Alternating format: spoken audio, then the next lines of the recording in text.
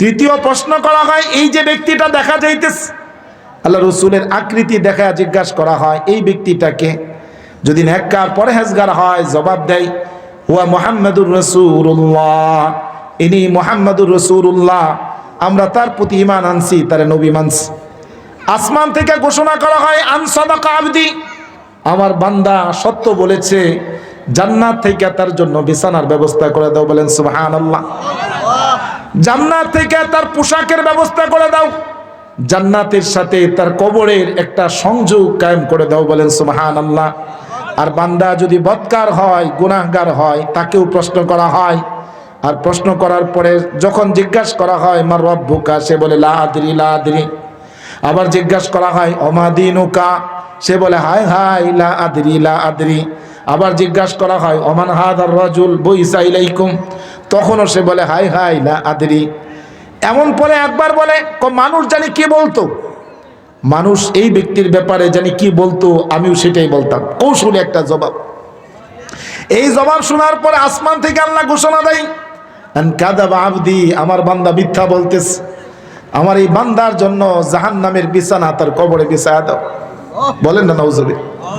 আমার এই বান্দার শরীরের মধ্যে জাহান্নামের পোশাক পরায়া দাও, জাহান্নামের সাথে তার কবরের একটা সংযোগ কায়েম করে দাও, জাহান্নামের আগুন তার কবরের মধ্যে চলতে থাকে। আল্লাহ রসুল বলেন এমন ৭০,০০০ সাপ তাকে নিযুক্ত করে দেওয়া হয়। এই সাপগুলি যদি দুনিয়ার মধ্যে একবার নিঃশ্বাস ছাড়ত, দুনিয়াতে কোনো গাছ আর জন্ম নিত না, বলেন না নাউজুবিল্লাহ। এমন একটা বাস্তব সত্য আমাদের সামনে অপেক্ষা করতেছে। এই জন্য উসমান গনি রাদিয়াল্লাহু তাআলা আনহু কবরের পাশে দাঁড়াইতেন, চোখের পানিতে দাড়ি ভিজা যাইত। সাহাবাই কেরাম বলতেন আমিরুল মুমিনিন, আপনি জান্নাতের আলোচনা করেন, জাহান্নামের আলোচনা করেন, এত কাঁদেন না। জান্নাত জাহান্নামের আলোচনা করা হয়, আপনি করেন, এই পরিমাণ কাঁদতে আপনারে দেখি না। কবরের পাশে আসলে আপনি যেই পরিমাণ কাঁদেন। উসমান গনি রাদিয়াল্লাহু তাআলা আনহু বলেন তোমরা আমার এই প্রশ্ন করতেছো কেন আমি কবরের পাশে এসে কাঁদি? আমি নবী আলাইহিস সালাতু ওয়াস সালাম থেকে শুনেছি, আমার নবী বলেছেন কবর হচ্ছে আখিরাতের প্রথম ঘাঁটি। এটা যে নাজাত পেয়ে গেল, সে আখিরাতের পরবর্তী সব ঘাঁটির মধ্যে নাজাত পেয়ে গেছে। আর কবরের মধ্যে যে ধরা খেয়ে গেছে, যার কবরটা জাহান্নাম হয়ে গেছে, তার পরবর্তী ঘাঁটিগুলি আরো কঠিন থেকে কঠিনতর হয়েছে। এই কারণে আমি কাঁদি। এই জন্য মোহতারাম হাজিরিন, এটা একটা বাস্তব কথা যে আজকে মারা গেলেই কালকে আপনি কবরবাস। আর কবর হয়তো আপনার জান্নাত, নয়তো কবর আপনার জাহান্নাম। এখন আমি আপনি কি আমল করছি আমরা চিন্তা করে দেখি।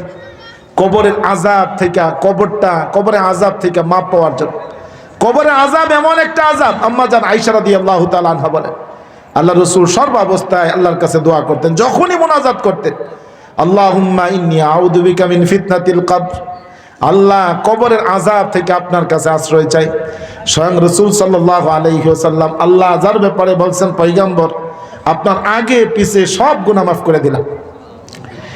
এই সব গুনাহ মাফ পাওয়ার সত্ত্বেও নবী দোয়া করতেন, যখনই দোয়া করতেন আল্লাহুম্মা ইন্নী আউযু বিকা মিন ফিতনাতিল কবর, আল্লাহ কবরের ফিতনা, কবরের আযাব থেকে আপনার কাছে আশ্রয় চাইতেছি। এই জন্য মোহতারাম হাজিরিন, কবরের আযাব থেকে আমি আপনি কিভাবে মাপ পাব? কি আমল করলে কবরের আযাব হয় না? 5টা আমল হাদিসের মধ্যে উল্লেখ করা হয়েছে। আল্লাহ রসুল বিভিন্নভাবে 5টা আমল কথা বলছেন। 5 ব্যক্তিকে কবরের আযাব দেওয়া হবে না। এই 5 ব্যক্তির জন্য আল্লাহ তাআলা কবর জান্নাত বানায় দিয়েছেন, কবরের আযাব মাফ করে দিয়েছেন। সংক্ষেপে আমি এই আলোচনাটা করতে চাইতেছি আপনার কাছে। 1 নাম্বার, আল্লাহ রসুল বলেছেন, পুরা হাদিস বলবো না, সংক্ষিপ্তভাবে তর্জমা করতেছি। আল্লাহ রসুল সাল্লাল্লাহু আলাইহি ওয়াসাল্লাম বলেন কোন মুসলমান যদি শুক্রবার দিন বা শুক্রবার রাতে মারা যায়, শুক্রবার বা শুক্রবার রাত, শুক্রবার রাত বলতে শুক্রবার দিন গিয়া রাত না, শুক্রবার হওয়ার আগের যে রাত, বৃহস্পতিবার দিন গিয়া রাত, এই বৃহস্পতিবার দিন গিয়া যে রাত, এটাকে জুমার রাত বলা হয়। জুমার রাত, জুমার দিনে যদি কেউ মারা যায়, আল্লাহ তাআলা এই দিনের খাতিরে তার কবরের আযাব মাফ করে দেয়। এটা মৃত্যু একজন ভালো মানুষ, নেককার মানুষের একটা আলামত। কোন ব্যক্তি যদি শুক্রবার দিন বা শুক্রবার রাতে মারা যায়, আল্লাহ তাআলা তার কবরের আযাব মাফ করে দেয়।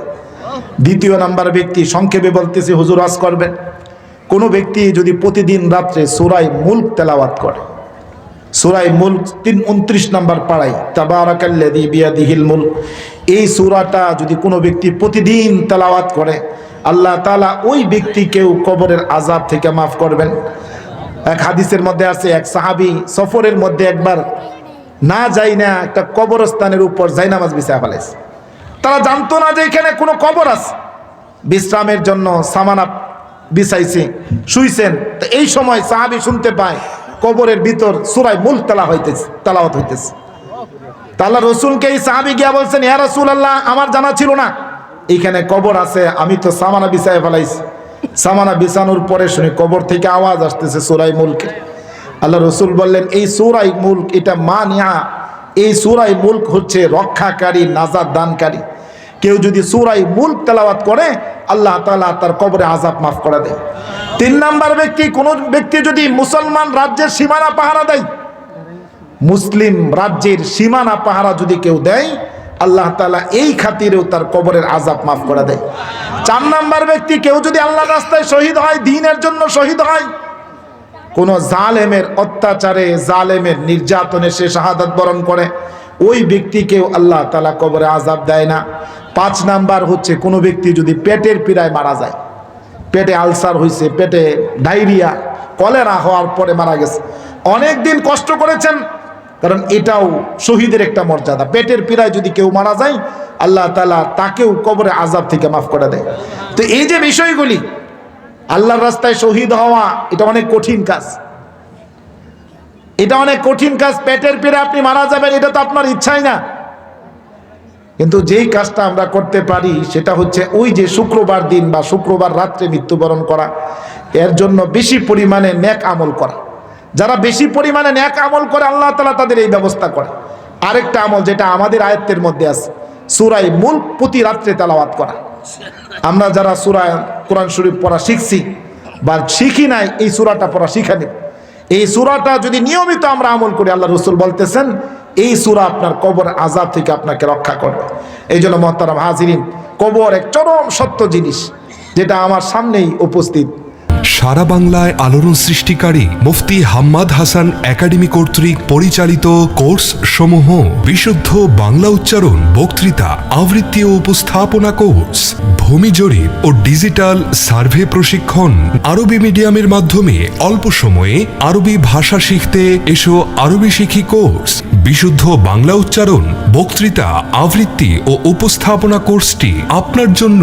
যদি আপনি দক্ষ উপস্থাপক বা সঞ্চালক হতে চান, আঞ্চলিকতা মুক্ত বিশুদ্ধ উচ্চারণে কথা বলতে চান, সাংগঠনিক কিংবা রাজনৈতিক অঙ্গনে যুগোপযোগী ভাষণ দিয়ে জাতির সামনে আপনার ব্যক্তিত্ব ফুটিয়ে তুলতে চান, ওয়াজ মাহফিল, বয়ান, বক্তৃতা এবং আবৃত্তি ও উপস্থাপনার জগতে এক অনন্য দৃষ্টান্ত হতে চান, তাহলে এই কোর্সটি আপনার জন্য। ভূমি জরিপ ও ডিজিটাল সার্ভে প্রশিক্ষণ গণপ্রজাতন্ত্রী বাংলাদেশ সরকার অনুমোদিত মুফতি উসমান গনি কর্তৃক পরিচালিত ঢাকা হলি সার্ভে ট্রেনিং সেন্টারের অধীনে মাদ্রাসা শিক্ষা বোর্ড, বেফাকুল মাদারিসিল আরাবিয়া বাংলাদেশ এর তত্ত্বাবধানে পরিচালিত ভূমি জরিপ ও ডিজিটাল সার্ভে প্রশিক্ষণে যা থাকছে: সিএস, এসএ, আরএস ও বিআরএস জরিপ সম্পর্কে বিস্তারিত আলোচনা, দলিল নকশা ও পর্চা বা খতিয়ান সম্পর্কে বিস্তারিত আলোচনা, আনা গন্ডা ও হাজার পদ্ধতিতে সম্পদের পরিমাণ নির্ণয়, সহজ সরল ও সংক্ষিপ্ত পদ্ধতিতে ফারায়েস শেখানো, রড, মাটি, কাঠ ও ইটের হিসাব সহ ভূমি জরিপের গুরুত্বপূর্ণ বিষয়াবলী সম্বলিত একটি সমৃদ্ধ সিলেবাস। কোর্স শেষে সরকারি সনদ প্রদান করা হবে। এসো আরবি শিখি কোর্সটি তাদের জন্য যারা আরবি মিডিয়ামের মাধ্যমে অল্প সময়ে আরবি ভাষা শিখতে চান। এসো আরবি শিখি কিতাবটি পড়েন বা পড়ান কিন্তু মাদানী হিসাবে পড়েননি, কওমি বা আলিয়া পড়ুয়া কিংবা জেনারেল শিক্ষিত অথবা জনসাধারণ যারা আরবি ভাষা এবং কোরআন হাদিস বুঝতে চান, যারা মাদ্রাসা শিক্ষা বোর্ড পরীক্ষায় এসো আরবি শিখি কিতাবে কিংবা আরবি সাহিত্যের কিতাবে ভালো নম্বর পেতে চান, যারা মাদানী নিসাবের ভালো কোনো প্রতিষ্ঠানে ভর্তি হতে চান, কোর্সটি তাদের জন্য। অনলাইন, অফলাইন, আবাসিক, অনাবাসিক ও প্রাইভেট কোর্সে ভর্তি চলছে। বিশেষ দ্রষ্টব্য, মহিলাদের জন্য পৃথক কোর্সের ব্যবস্থা রয়েছে।